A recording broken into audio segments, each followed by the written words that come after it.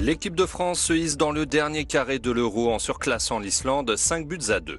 En demi-finale jeudi prochain, les Bleus vont affronter les Allemands. La dernière fois qu'on avait gagné 5-2 dans un match officiel, c'était contre la Suisse au Mondial en 2014 au Brésil. Et ensuite, on avait chuté en quart. Contre qui ? Contre l'Allemagne. Contre l'Allemagne. Sachez que plus de 1000 personnes ont été interpellées, 600 placées en garde à vue et 56 condamnées depuis le début de la compétition. Des chiffres donnés ce matin par le ministre de l'Intérieur. Manuel Valls encadré par 2 nationalistes. Premier déplacement comme chef du gouvernement, premier aussi depuis la victoire de ces nationalistes lors des régionales de décembre dernier. Désormais, la lutte se veut avant tout politique, même si l'objectif reste le même. Beaucoup de choses ont changé dans ce pays. Parlons par exemple systématiquement de la Corse comme d'un pays. Dans notre pays, mais chez vous également, la parole donnée est sacrée. Un proverbe corse dit qu'il faut la tenir même avec son ennemi. À plus forte raison lorsque, comme dans le cas présent, on n'a pas vocation à entretenir des rapports d'inimitié.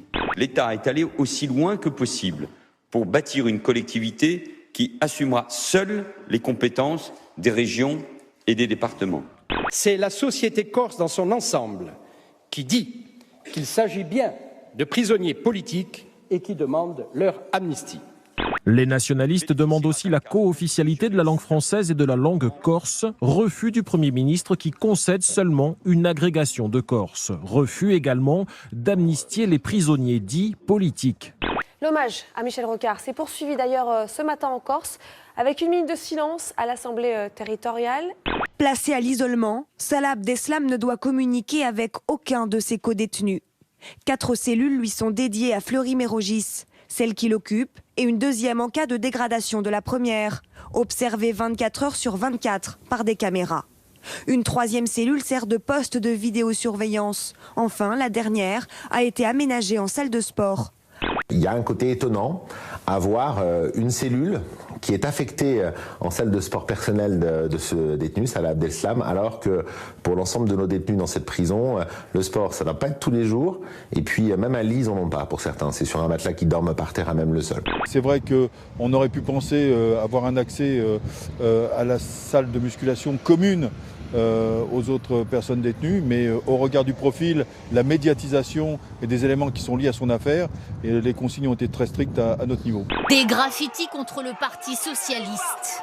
Faisons-leur regretter d'avoir choisi Nantes. Rendez-vous du 26 au 28 août pour perturber l'université du PS. Ce sont les slogans que l'on peut lire sur ce compte Twitter d'activistes d'extrême gauche. Évidemment que le Parti socialiste a le service d'ordre pour faire face.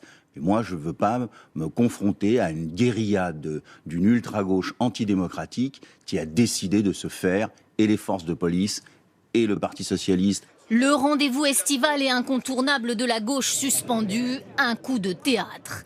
Cette année, l'université ne devait pas se tenir à La Rochelle comme d'habitude, mais à Nantes.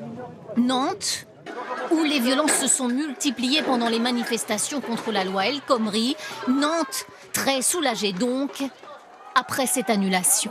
Nigel Farage annonce qu'il quitte la tête du parti UKIP, un parti europhobe et anti-immigration. Il tient une conférence de presse en ce moment même. Il explique que son objectif était de sortir de l'Union européenne. Il est atteint, j'ai accompli ma mission, dit-il. Je voulais récupérer mon pays. Maintenant, c'est ma vie que je veux récupérer. Et puis la France qui fait un pas de plus vers l'interdiction de la gifle et de la fessée. L'Assemblée nationale a adopté un amendement contre toute forme de violence corporelle contre les enfants. Les parents devront désormais s'abstenir de tout traitement cruel, dégradant ou humiliant, y compris tout recours aux violences corporelles.